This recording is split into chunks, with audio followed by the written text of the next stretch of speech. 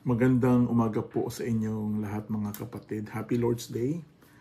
Pasensya na ho kayo na hindi kami nakapagpaalam agad kasi nga emergency po ang punta namin dito sa Virginia. Gawa po nung yung kapatid po ni Jean ay na-cardiac arrest nung Monday at saka talagang natuluyan na po siya, namatay po siya.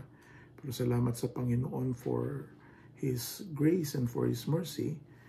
Kaya po kami ni-request ng kanya pong wife na kami po ay makarating po sa lugar na ito. So just pray for comfort, for encouragement mga kapatid. Mga 1 month lang po kami dito para po magbigay ng suporta, tulong. Marami pong dapat gawin and we need to help and support ang pamilya pong ito, si Ate Vanja at si Cara.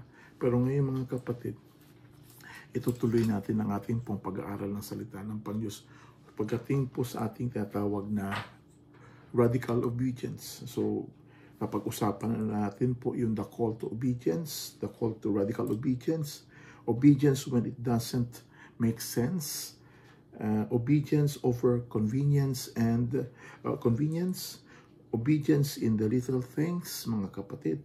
And today, we'll be talking about the legacy of radical obedience.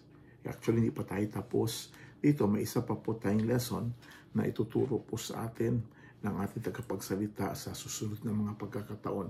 But don't worry mga kapatid that every Sunday, meron pong nakalaan na mga speakers para po hindi po mabakante. Ngayon lang po ako nag-video for the message kasi nais ko po magpaalam sa inyo mga kapatid na we cannot be with you for 1 month. So just pray for us. At marami kaming kwento, marami kaming mga nangyari sa buhay namin.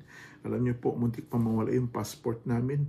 Nahulog, buti nakita po ng ground crew and praise God. Kung sana po wala na kaming multiple entry, pero salamat sa Panginoon.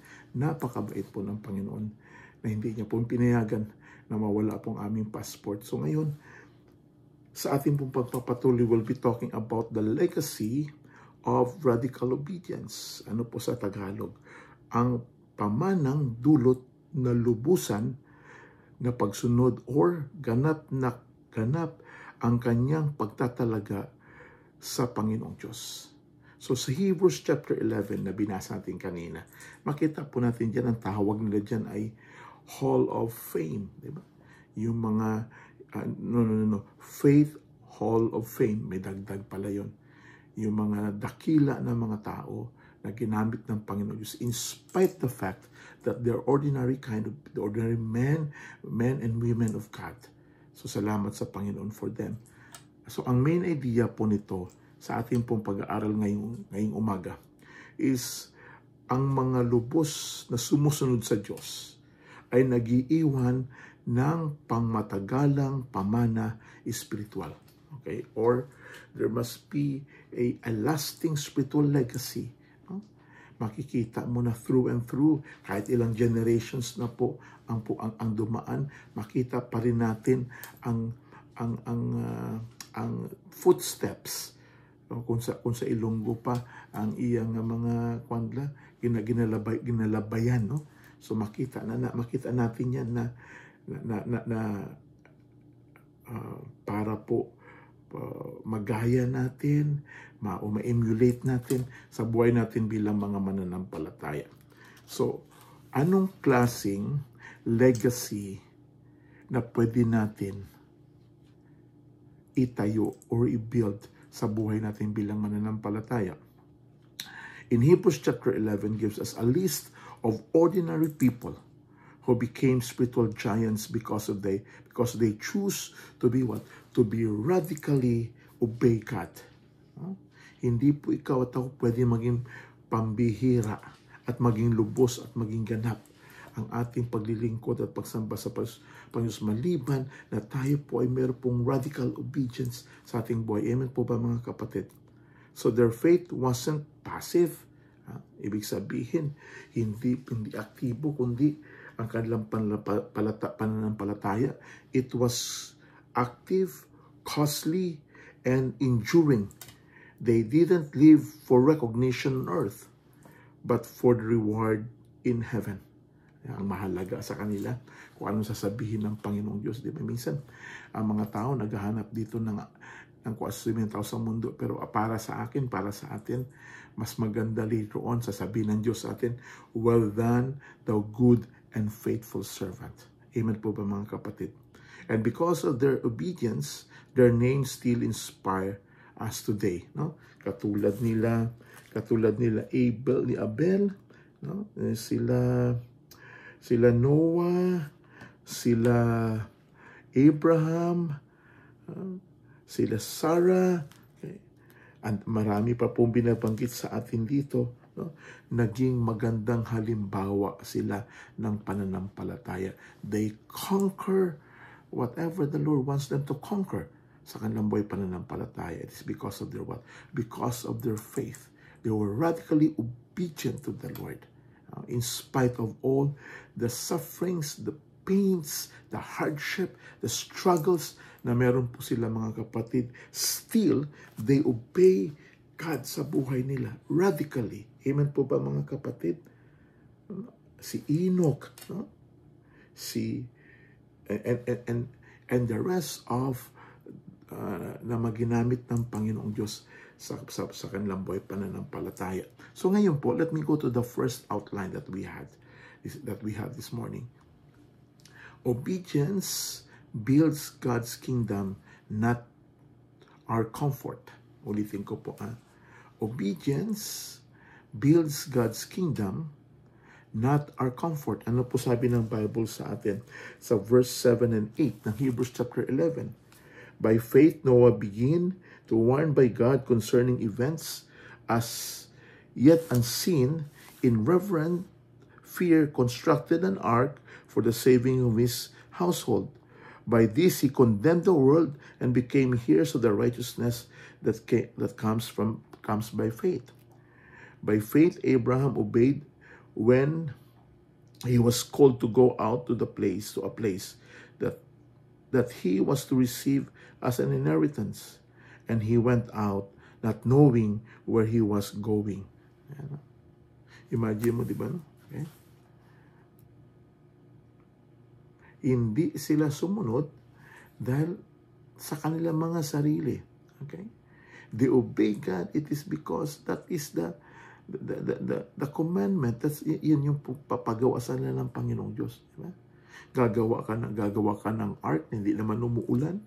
Diba? Ni kahit isang patak ng ulan, hindi po nangyari, di ba? Pwede maging kampante si Noah eh. Diba? Ba't ako gagawa ng ark? Ang laki-laki. How many years na ginawa? 120 years. Ginawa po nila yung ark. Tapos while they building the ark, people what? Kinukutya sila, nilalait sila. Sinasabihan pa siguro, sira ulo ka Noah. Diba? Wala namang bagyo, wala namang ulan. Gagawa ka ng malaking ark o barko. Diba? And ganun din si Abraham. Napakaganda ng buhay niya sa Ur of Chaldees. Mayaman si Abraham, maraming pera, maraming ari-arian. Komportable na po siya doon sa lugar kung saan siya nakatira. Pero sabi ng Panginoong Diyos, i-uproot kita dyan. Go to Canaan. Hindi niya nga alam kung ano mangyayari sa kanya, pero yun ang pinangako ng Panginoong Diyos sa kanila. Diba?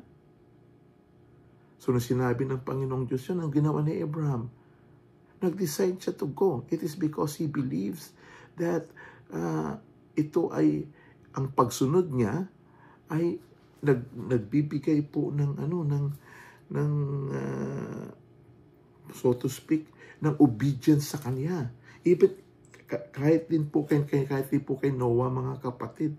Diba, no? So radical obedience, actually sabi po diyan, i-shortcut natin yung Hebrews chapter 11 verse 7 and 8. By faith Noah built an ark.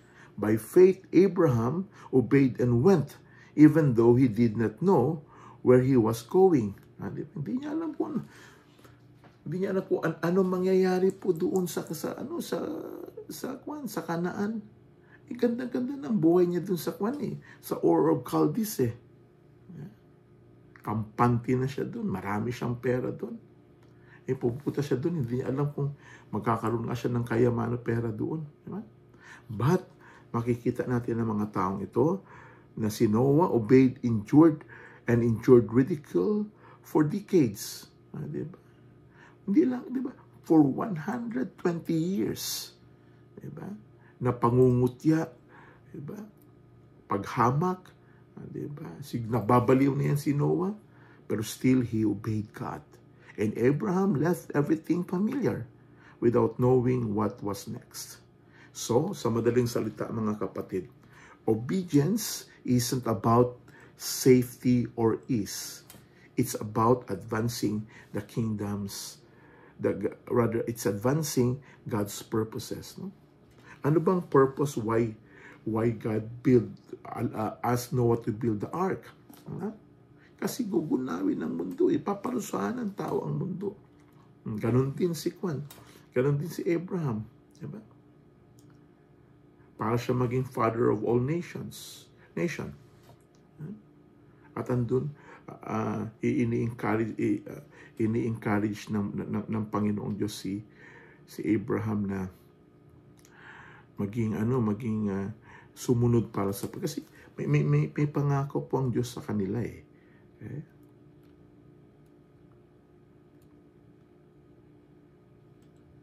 Let me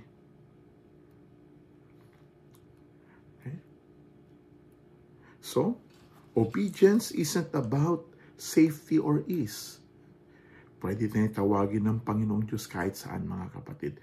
As long as matupad ang kanyang mga layunin at pangako. Diba? Ministry is difficult. Serving the Lord is difficult. Tatawagin ka minsan sa isang lugar na hindi mo magustuhan. Diba? Minsan tatawagin sa isang lugar na kulang ang resources. Diba? Natutulog ka lang sa isang lugar na hindi ka comfortable. But a person that is radically obedient, he will follow and he will obey. So ano pong aplikasyon sa buhay natin ito? Is your and my obedience leading to God's kingdom or kingdom's purposes, or just maintaining our comfort? Would you still say yes to God if it costs us something? Diba? Dito lang o pang maganda rito eh. Masaya dito eh. Diba? Ayaw ko na pahirapan yung sarili ko. Alam niyo po mga kapatid, sa totoo lang. Sa tagal ng panahon na binigay sa akin ng Panginoon na maglingkod sa Onyx, naisip ko, nabanggit ko to kay Jean. Sabi ko, total, may simbahan na, may tao na. Diba? May okay naman ang offering. Okay naman ang offering, nadideficit, nababawi, so on and so forth. Pwede na ako maging kampante sa buhay ko eh. Status ko na lang mga kapatid eh. Diba? I can live, so to speak, a comfortable life. Hindi na ako magpapagali na maghihirap. Diba? Hindi na mag-church plant, hindi na mag-soul winning. Diba? I can live a comfortable life. Pero kaso lang, the Lord has instilled in my life na habang na may pagkakataon pa ako maglilingkod ako sa Panginoong Diyos. In spite of the difficulties, in spite of the pains and hardships, diba? It will not be an easy road for us. Diba? Marami tayong dadaanan ng mga lubak-lubak at bako-bako na daanan. Marami tayong mga pagsubok sa buhay natin. Diba? Hindi naman nangako ang Diyos ng tinatawag na bed of roses sa atin. Pag naligtas ka pa, sinabi ng Diyos sa iyo, o sige, bigyan kita ng maaluan at mais na buhay, di ba? Hindi naman po eh. Siyempre meron tayong times na maging maaluan ng buhay. Pero kasama po roon ang struggles and pains sa buhay natin. Remember, we are partakers of Christ's suffering. Pero ang gusto lang na nais ng Panginoon Diyos sa atin, na we need to what? We need to obey so that we're able to build God's kingdom, not our comfort. Sometimes sharing the gospel is uncomfortable. Serving the Lord is uncomfortable. Diba? Hindi mo gusto yun eh. Diba? Magsisimba ka, sometimes hindi mo gusto yun eh. Bible study, diba? Ano pa ba? Discipleship, training, diba? Minsan di natin gusto yun eh. Gusto lang natin, nominal lang po tayo. We don't want to do the dirty job, and we don't want to do yung mga mahirap sa ating buhay pananampalataya. Diba? Gusto lang natin, nais lang natin magsimba tayo linggo-linggo, so on and so forth, diba? For the rest of those things na pinapagawa sa atin ng Diyos, natin po gagawin kasi gusto natin lagi easy life eh. Diba? Easy life. So ngayon po, pangalawa dito, our obedience inspires others. Ano po sabi ng Bible sa atin? Sa Hebrews chapter 32 to 34. And what more shall I say? Sabi ng Hebrew writer. Okay, sabi niya, ano pa bang sabihin ko? Nabanggit ko na si Moses, nabanggit ko na si Rahab, nabanggit ko na si Abraham, nabanggit ko na si Noah, nabanggit ko na si Abel, nabanggit ko na si Enoch, kung ano ang kanilang mga naranasan. Okay? Meron pa ba akong gustong sasabihin sa inyo? Ano sabi ng Bible? And what more shall I say? For time would fail me to tell of Gideon, Barak, Samson, Jephthah, of David and Samuel and the prophets, who through faith conquered what?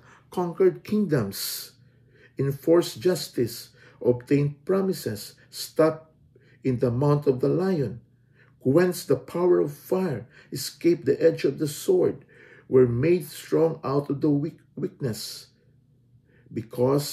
became mighty in warriors, and put foreign armies to flight. Kung mapapansin po natin, lahat ng pagkilos at paggawa ng mga taong ito, it will really inspire us to what? To live by faith radically. Kasi lahat po ito eh. Sumunod sa Panginoong Diyos. Sumunod ng lubos-lubusan sa buhay pananampalataya po nila. When God told them to do something, hindi po nila nakakalimutan na gagawin po yung dapat nilang gawin. So ano po nangyari? Sa pamamagitan ng pananampalataya, sabi ng Hebrew writer, sabi niya, through faith, they what? They conquered kingdoms, shut the mouths of the lions, became powerful in battle. It is because of what?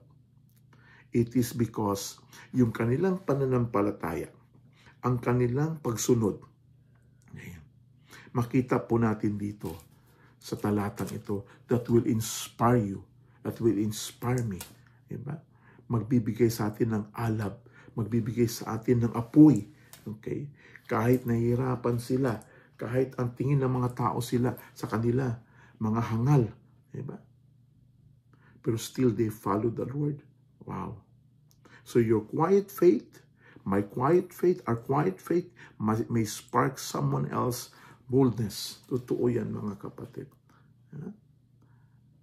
Those people that na mga nakaraan na mga tao na nakikita ko, okay? At sa ngayon may mga nakikita pa rin ako that really inspires me para magpatuloy sa Panginoong Diyos, di ba? Gaganahan ka sisigla ka, di ba? Bakit? Kasi nakita mo ang kanilang buhay sa kabila ng kahirapan, sa kabila ng pait at sakit ng buhay nila. They never give up their faith sa Panginoong Diyos. Simba pa rin sila, naglilingkod pa rin sila, kahit walang support, kahit walang pera. Marami nangungutya, marami naninira. Diba? Struggling ang ministry. Diba? Isa ang naliligtas, dalawa naliligtas. Diba? Kung sa Ilonggo pa, wala asang may nag-ugyun, uga-upod. Diba? Walang sumasama. Diba? Pero sabi ni Joshua, but if it is evil for you to serve the Lord.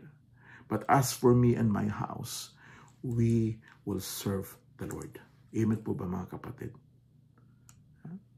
Hindi natin kailangan ng mga tao na kung ay sumama, diwag. Diba? Pero alam niyo po, people that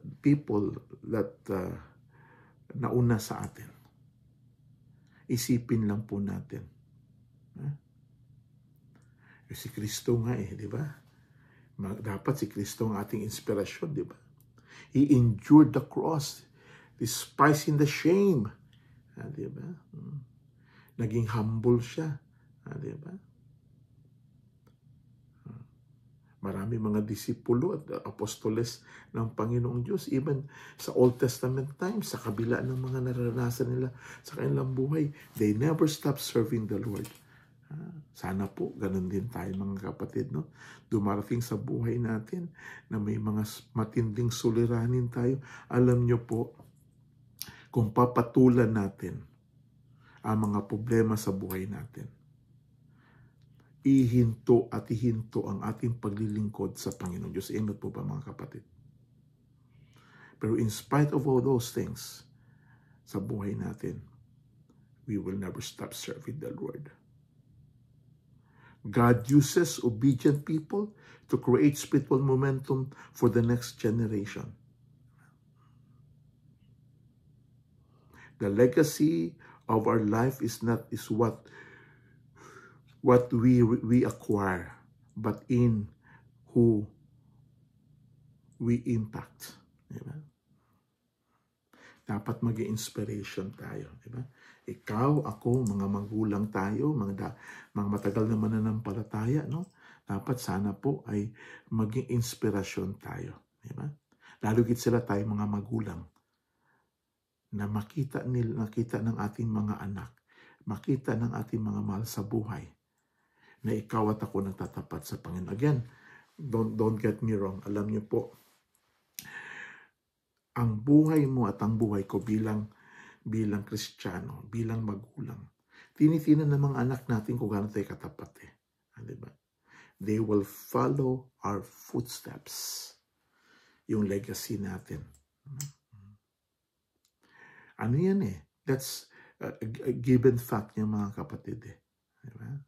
Susundan talaga ang ating yapak ng ating mga anak. Pero siyempre, may mga Kristiyano, ang kanilang mga magulang di mananampalataya. Pero may mga sinusundan din sila ng mga tao that will inspire them to continue. Amen po ba mga kapatid? Ang dami sa Bible niyan. Ang dami sa paligid po natin.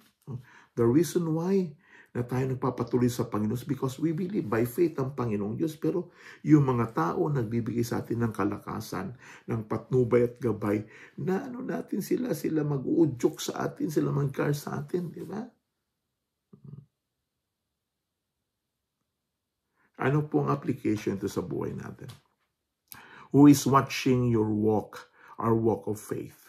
What kind of legacy are we living in our family, church, or community? Diba? Anong klaseng pamana o alaala na iiwan mo at iiwan ko sa ating mga mahal sa buhay? Diba? Importante yan mga kapatid. Importante sa buhay natin. So ngayon, as we end this morning, okay, legacy,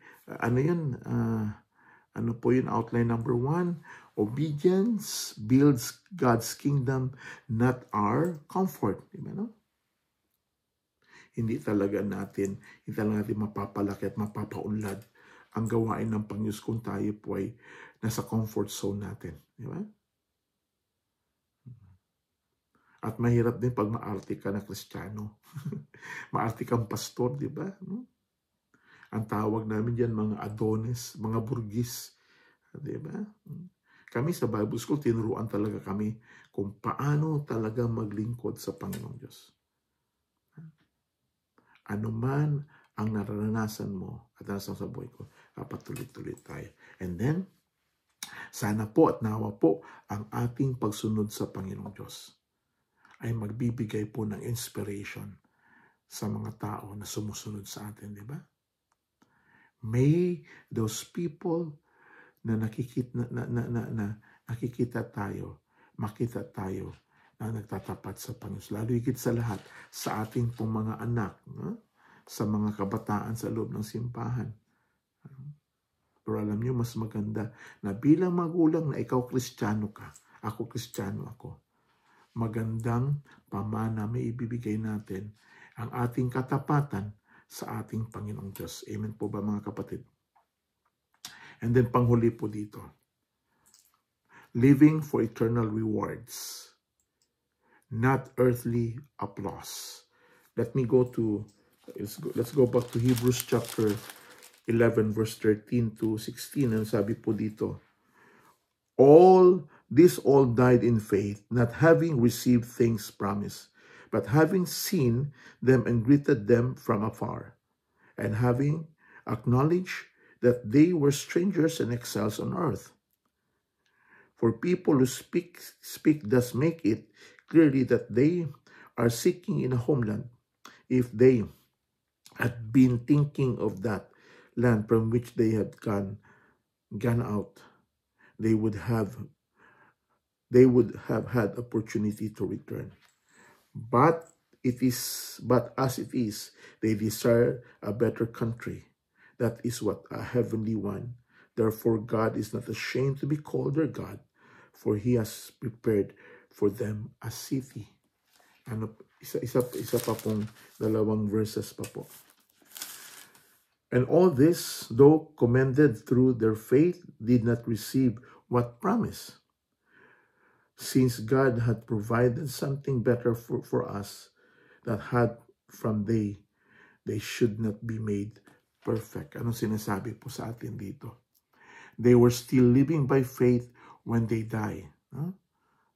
Habang sila nabubuhay sa kanilang pananampalataya. And they're longing for a better country. That is the heavenly one. So many in the faith hall of fame never saw the fulfillment of the promises in their lifetime.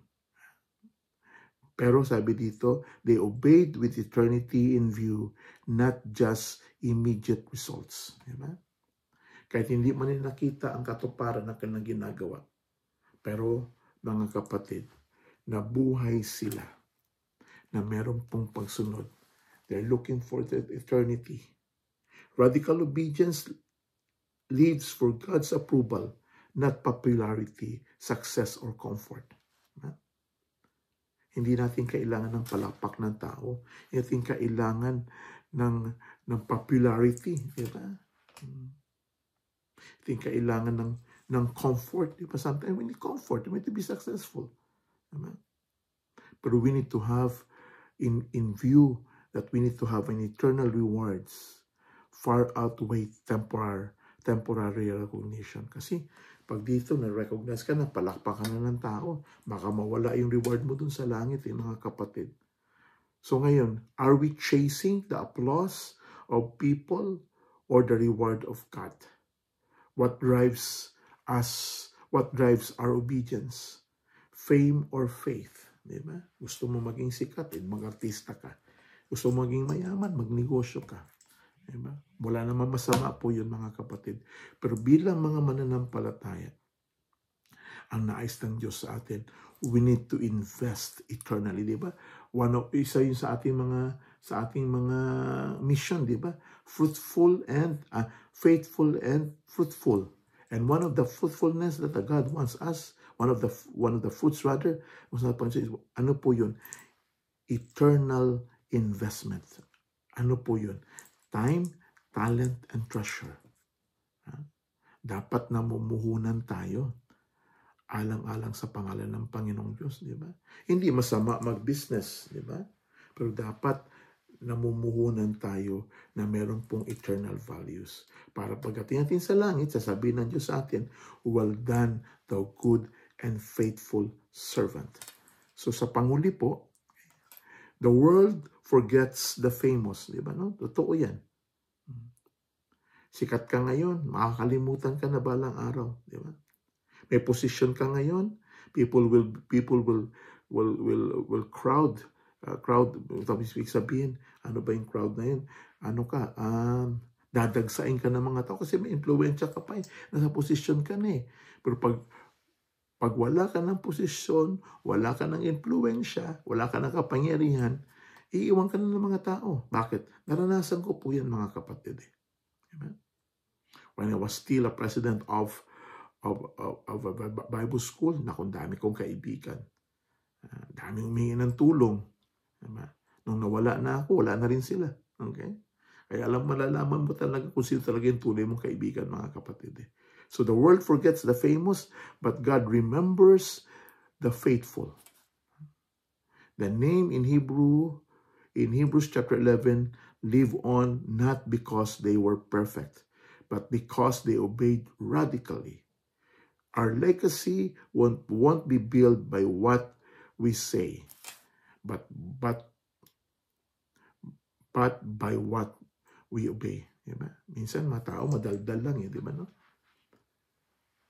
Ang daming mga pinapangako, daming daldal na daldal, di mo makita sumusunod eh. Di ba? Nasabi ko nga sa ating mga pastoral staff eh, di ba? Ang gusto ko, ang nais ko, di ba? Sumunod kayo, magpasakop kayo. Diba? Ganun din sa buhay natin bilang mananampalataya. God wants us to be what? Radically obedient. So ang hamon sa atin ngayon mga kapatid, ngayong umaga, sana po makita ng henerasyon natin na ikaw at ako ay nagtatapat sa Panginoon para ikaw at ako gagayahin tayo. Radical obedience does not change your life and my life. It impacts generations. Ulitin ko po, ha? Yan tayo magtatapos. Okay? Radical obedience doesn't just change your life and my life. It impacts generations. Hindi lang tayo babaguhin ng Panginoon. Pero anong klaseng pamana na may bibigay natin? Anong klaseng influensya na ibibigay natin sa mga tao? Kaya ba nila sabihin sa atin? Kaya ba nila sabihin na susundin kita kasi maganda ang iyong patotoo. Matapat po kayo. Lalo tayong bilang mga magulang. Sana po ay sa ating buhay pananampalataya be able to see and hear that we have a good legacy. That is what? Radical obedience sa Panginoong Diyos. Yan naman maiiwan natin eh, di ba no? Mapamana natin sa ating mga anak kung gaano tayo katapat at masunurin sa Panginoong Diyos. Maraming salamat po mga kapatid. Hope to see you soon. Pag-pray nyo lang po kami ni Jean dito po sa Virginia, and we want to be a blessing sa aming mga kamag-anak po dito mga kapatid. So ingat po kayo, pagpalain po kayo ng Panginoong Diyos. Tayo po'y manalangin. Panginoon, maraming salamat po sa inyong mga salita amin na pag-aralan. Hindi man po namin paliwanag na gusto, but Lord, nakita namin yung buod na dapat po namin gawin, Panginoon Diyos, that we need to be what? Mag-iwan kami ng pamana, umana sa mga sumusunod sa amin. Walang iba kundi ang ganap at lubos na pagsunod sa inyo, Panginoon. Pagyaman niyo po sa buhay namin sa pangalan po ni Jesus. Again, maraming salamat. Amen. Maraming salamat po muli mga kapatid. Pagpalain po tayo ng Panginoon.